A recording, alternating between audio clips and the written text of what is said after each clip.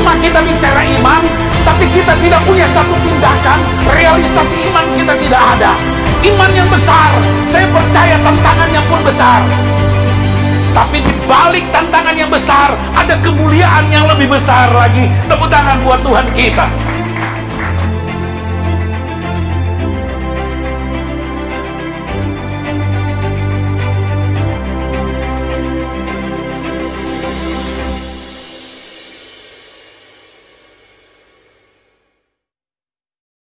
Haleluya.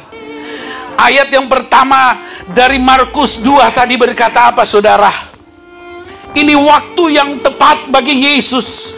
Kemudian sesudah lewat beberapa hari, waktu Yesus datang lagi ke Kapernaum.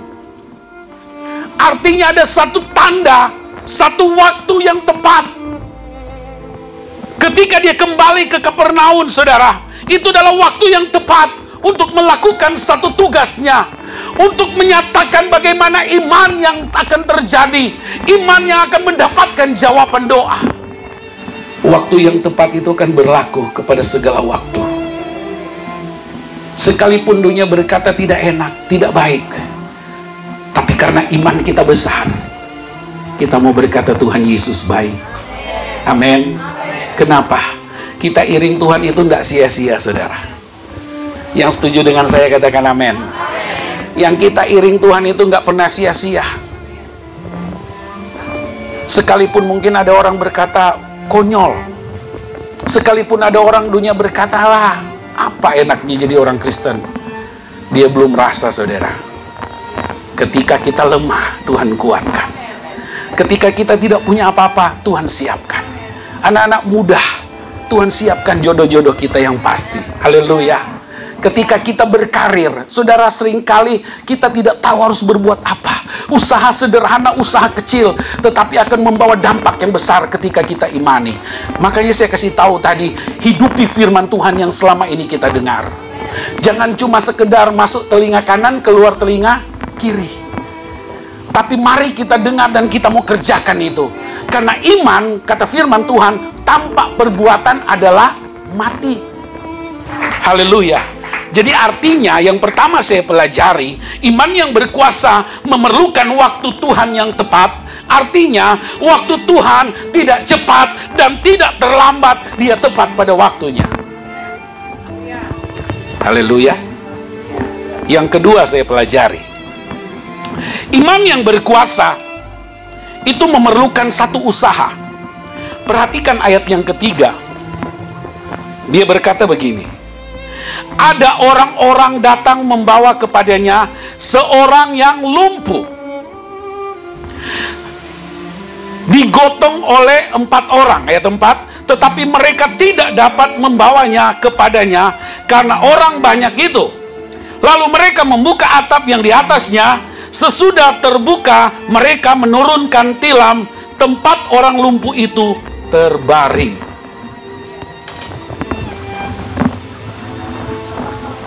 Orang lumpuh ini pingin sembuh. Orang lumpuh ini pingin mengalami yang namanya mujizat. Orang lumpuh ini saya percaya dia punya iman bahwa berjumpa dengan Yesus dia akan mengalami kesembuhan. Siang hari ini, saudara, ada enggak yang lumpuh kita siang hari ini? Ada enggak ya? Semua dalam keadaan yang normal. Tepuk tangan dong.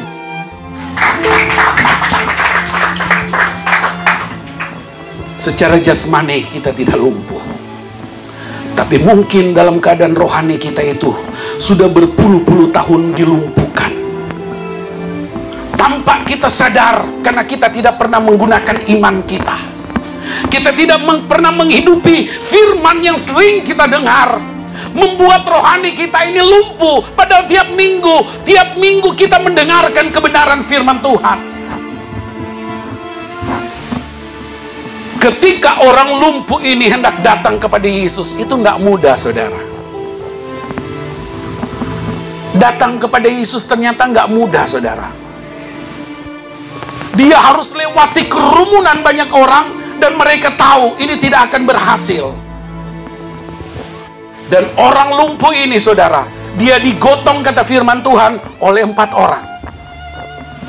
4 orang ini punya iman, kalau mereka bawa lumpuh ini kepada Yesus, akan terjadi mujizat. Amin. Tapi bagaimana cara? Ketika kita beriman, kita lakukan satu usaha. Waktu mereka membawa orang lumpuh ini, Alkitab mencatat ayat 3 dan 4. Mereka menatap rumah itu. Mereka naik. Saya tahu saudara bahwa orang sakit itu saudara, aduh, itu tidak mudah. Apalagi dengan tilam-tilamnya saudara. Waktu mereka membawa sampai ke atap itu, satu usaha yang begitu luar biasa, satu tindakan yang luar biasa. Dan ketika mereka sudah buka, saudara, itu lotengnya terbuka. Mereka itu langsung menurunkan tepat di depan Yesus, kata firman Tuhan. Luar biasanya saudara. Sehari itu ya mungkin kaget, ada apa ini? Tapi Yesus bukan kaget karena melihat ada orang lumpuh. Yang Yesus kaget melihat 4 orang ini dengan imannya yang luar biasa. Sehingga Yesus berkata, oleh imanmu orang lumpuh ini akan bangkit dan berjalan.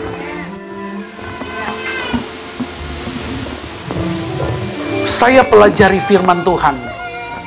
Ketika pekerjaan Yesus selama 3,5 tahun, 2000 tahun yang lalu, siapa saja yang datang dalam keadaan sakit di depan Yesus, dia selalu berkata, oleh imanmu. Ada juga dia berkata, ya, dosamu sudah diampuni. Yesus fokus dengan sakit penyakit yang mereka bawa di depan dia. Saudara mengerti maksud saya sampai saat ini? Artinya apa saudara? Ketika kita beribadah di tempat ini, saudara datang dengan pergumulan, Tuhan Yesus nggak mau lihat pergumulan kita. Saudara datang dengan kelemahan, dengan sakit, penyakit, dengan apapun itu, saya mau kasih tahu, Yesus nggak mau memandang yang itu. Tapi yang Yesus lihat adalah iman kita. Haleluya. Yang Yesus lihat ketika iman kita berdampak. Iman yang membutuhkan satu tindakan dan usaha. Mereka menggotong orang lumpuh itu. Mereka membuka atap. Mereka menurunkan tepat di depan Yesus. Saudara, satu tindakan iman itu akan membuahkan hasil yang luar biasa. Saya bawa jauh kita ke perjanjian lama. Bagaimana ketika Yosua berperang dan Musa sebagai gembala mereka, sebagai pemimpin mereka, Alkitab mencatat ketika mereka sementara berperang,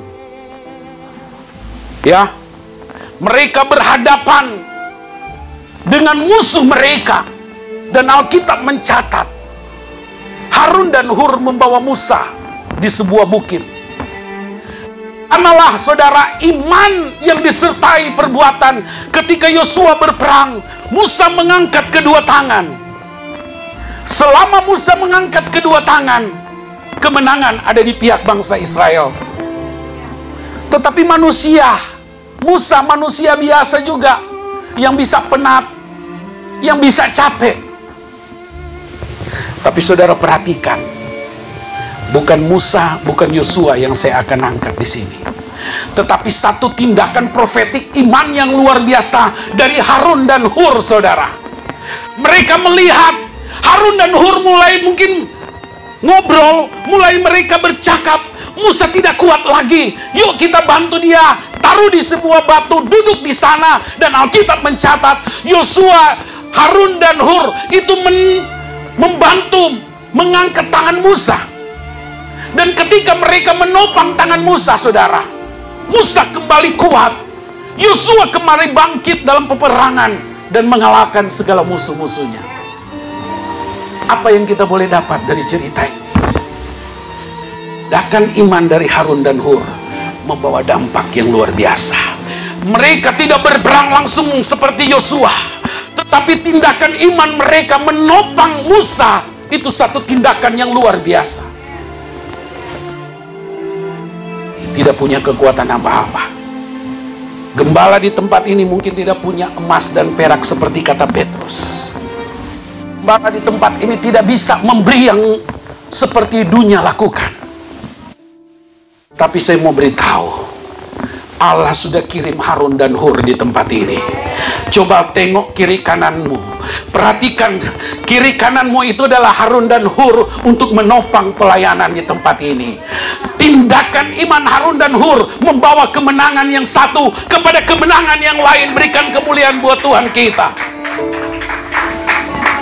Di tempat ini adalah manusia biasa yang bisa penat, bisa capek, mungkin bisa mengalami satu kurang sempurna, bisa melakukan satu kesalahan, bisa merasakan yang namanya sakit, bisa yang namanya merasakan saudara mungkin ini terlalu berat,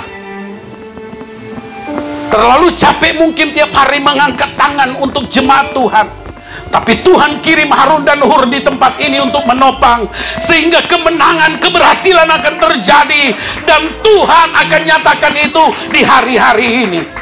Haleluya, haleluya. Siap jadi Harun dan Hur? Yang ketiga saya pelajari, memerlukan harapan yang besar. Oh, haleluya, sorakan. Iman yang berkuasa memerlukan harapan yang besar. Amin. Memerlukan mimpi yang besar, harapan yang besar. Berharap, bertekun di dalam doa, dan melakukan satu tindakan. Saya mau ajarkan jemaat Tuhan di tempat ini, mari kita berharap dengan pengharapan yang besar, bertekun di dalam doa, dan kita melakukan tindakan di hadapan Tuhan. Akan menjawab segala apa yang menjadi kebutuhan kita. Tuhan menjawab segala kerinduan kita. Harapan yang besar dari 4 orang itu apa? Orang lumpuh yang mereka gotong itu mengalami kesembuhan. Mereka turunkan tepat di depan Yesus. Mereka enggak. Ketika kita bersandar iman kita Tuhan, saya mau pastikan dalam khotbah saya di hari pertama ini, fokus iman kita kepada Tuhan. Semakin sering kita fokus kepada Tuhan, Tuhan itu akan semakin fokus melihat kita. Mari kita buat Yesus bangga dengan iman kita. Mari buat Yesus bangga, bahkan terpesona lihat iman kita. Dan ketika dia datang kali yang kedua, dia akan berkata apa? Akankah aku menemukan iman mereka di bumi ini? Miliki iman yang konsisten, miliki iman yang berkualitas, dan miliki iman yang berintegritas di hadapan Tuhan. Amin. Miliki iman yang luar biasa akan menghasilkan jawaban doa yang luar biasa. Saya percaya satu gambaran orang lumpuh ini dengan 4 orang yang menggotong dia membawa kepada Yesus. Ini satu tanda hubungan iman yang bekerja sama di tempat ini. Ada iman pribadi, ada iman sekelompok jemaat, ada iman bersama-sama kita bergandengan tangan untuk melakukan satu tindakan profetik di hadapan Tuhan.